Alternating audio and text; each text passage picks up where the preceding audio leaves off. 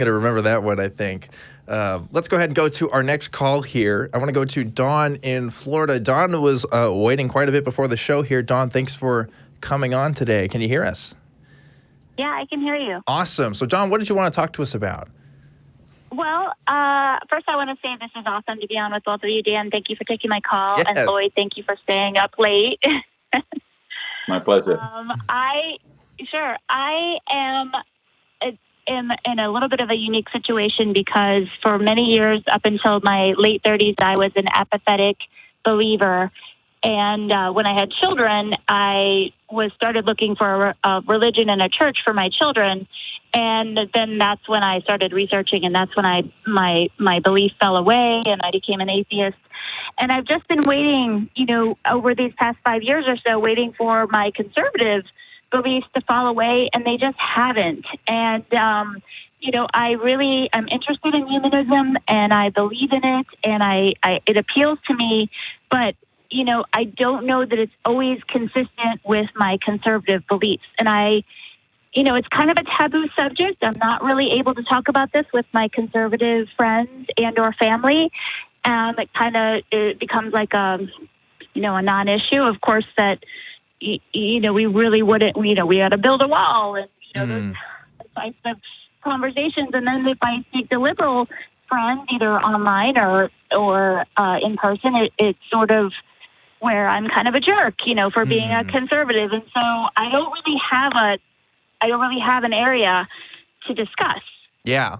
Well, Dawn, you called the right show. This is the perfect place. I don't really have an area. Yeah, I mean, okay. This is the area right here, this show, I think. We won't judge you here, certainly. I can't speak for the people who might talk in the chat and stuff. I don't know what goes on over there half the time, because but right here, we're definitely willing to talk to you about some of those beliefs. What are, like, some objections that you have to humanism that don't fall into your conservatism? Well, of course, I don't endorse any political candidate, and this is not a political show. Of course, I know, yes. But I am one of those suburban moms who voted for Trump, and I'm unapologetic about that. I don't love the guy. I don't want to be friends with him. I would not go to dinner if I was invited to one of his, social events. I don't like the guy, but I'm not.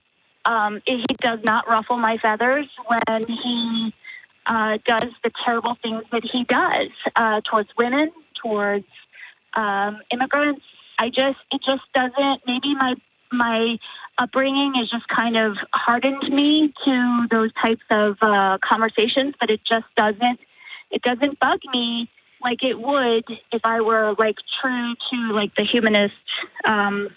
Does that make sense? Yeah. First of all, thanks for being super honest about your beliefs and and just being able to say that out loud. I know, like you said, I'm sure in some circles you say something like that and people get ruffled up. But I'm glad we can talk about it here. I guess I want to know specifically, like, what is it about, the humanism parts of you that what's not meshing there? Like you mentioned the comments about women and stuff, but like I guess like what is it about about your conservative beliefs that you still have that you think are important enough to keep that humanism doesn't like answer for you? It's not that it doesn't answer for me. I mean, I guess they could be consistent, but I would never find myself donating my time on the weekends for, I shouldn't say never, because I have given to charities and I have donated my time, but I wouldn't necessarily be the person who is, I don't know, it just doesn't come naturally for me and maybe I'm a little bit, who knows, maybe it's not that I'm opposed to humanism, but maybe I'm antisocial, or maybe I have some social anxiety or something, that I just would not be the one who's working with children or immigrants or, for example, I contrast myself against my sister who she's full-blown conservative evangelical Christian. She's a missionary, she runs a mission in Guatemala. And, I just could never. She's invited me to come down, even though she knows that I'm an atheist. She's invited me to come down and be with her orphans and to bless them and et cetera, to come down and spend my time and my money down there to help her mission. And I just recoil at the idea of going to help people. It just is just so not me. And maybe I'm not verbalizing it very well, but it's just not something that would come naturally for me. I think probably the only thing that's kind of obvious to me is that, atheism doesn't inform what your political views are going to be. It's not a given that when you drop your belief in the supernatural that you're automatically going to become a humanist. Yeah. Or you're going to become a liberal. So I'm a bit confused when you say that you were expecting or you were waiting to lose your beliefs. Beliefs are something that you have. They're not something you're necessarily expecting to lose. So I guess I'm struggling from that point of view, but you absolutely shouldn't feel as though because you are losing your religion, that means that you need to follow a certain path when it comes to your politics.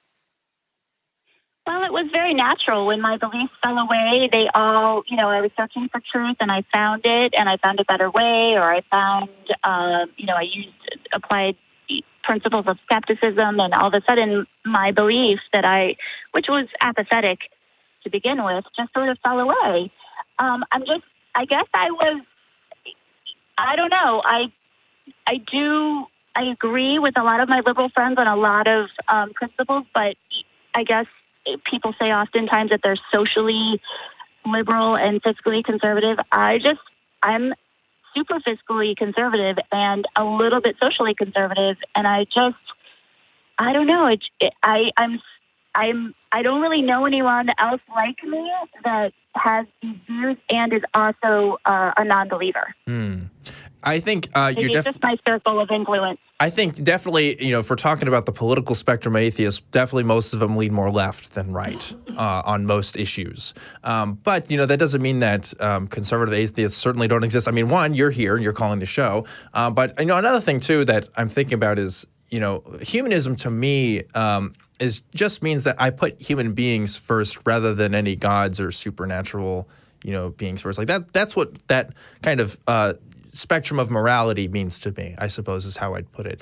And that's pretty broad. I understand that's pretty broad, and a lot of people interpret that different ways. But, in that it's broad, you can still call yourself a humanist as long as you are putting human beings in the interests of humans first, and you care about the well-beings of humans. I mean, maybe that doesn't mean you volunteer your time on the weekends to go to Guatemala to help people out. But, if you still care about the well-being of people, maybe that doesn't mean you have to have the same kinds of policies as other people to help other people in those cases. But, if that's still maybe your interest, I would say that you could still use that label for yourself. But it is kind of interesting if, politically you think that there are other ways in which we could help people, or you think that there are better policies that we could institute. I'd certainly, obviously this isn't quite the show for that, but if you're thinking about it and if you're skeptical about it and if you're willing to have other conversations with people, I think it's good to keep, an open mind about all kinds of possibilities of how we can help people.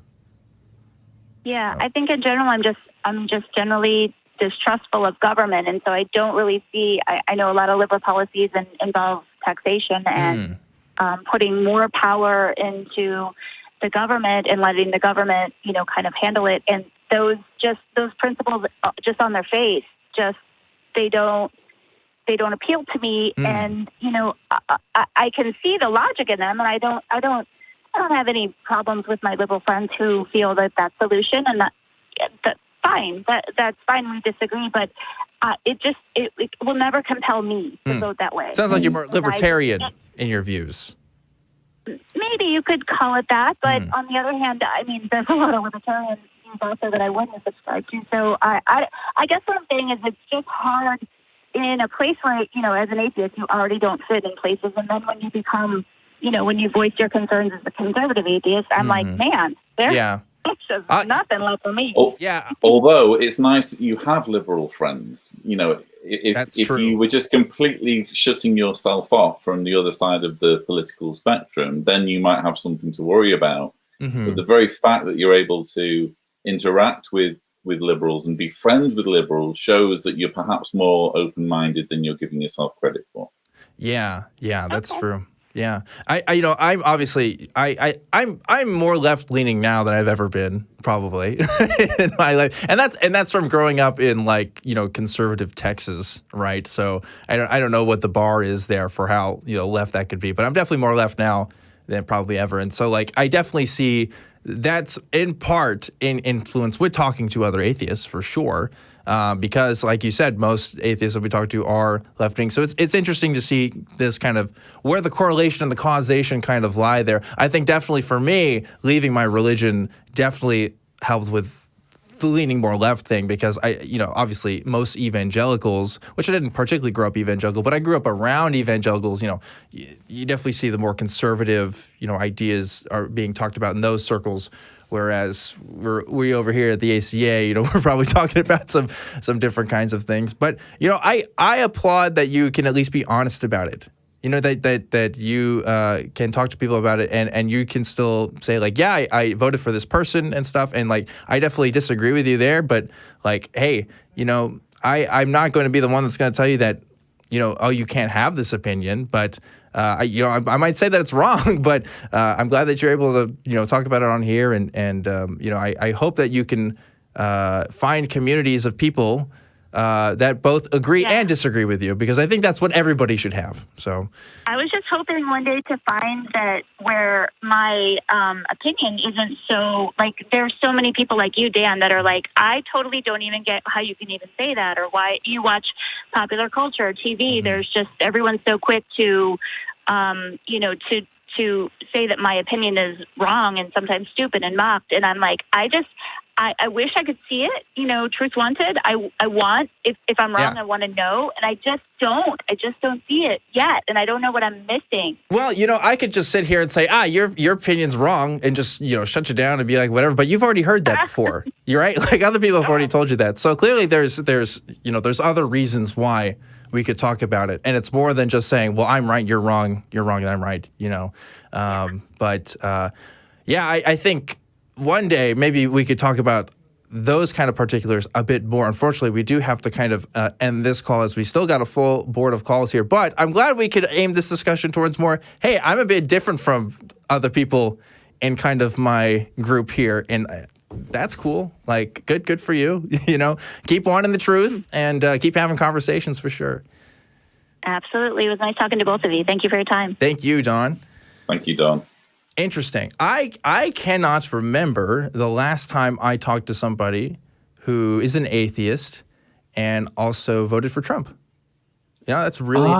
I don't know. I mean, I like to think that I keep a fairly broad spectrum of friends, and within that spectrum, there are some very, very different ideas politically. Mm-hmm. And my thinking is, look, if we're all clones of each other and we all had exactly the same ideas, wouldn't the world be a boring place?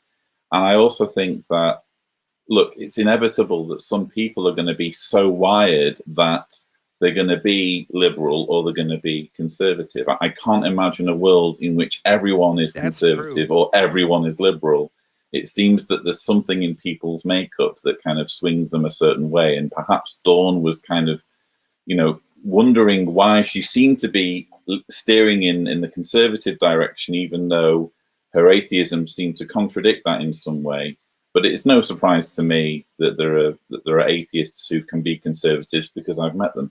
Yeah, that's interesting that you're talking about genetics influencing people's beliefs, because I don't think it's something people talk about super much because, I mean, there's a lot of specifics there, and that goes into very dangerous territory if you don't. I don't have evidence for it. I'm just saying it wouldn't surprise me if people's background or whatever, Yeah. I want to say I've seen a study or two that's looked into that as far as political beliefs and like genetic outliers that you can look at and how that's being into play there.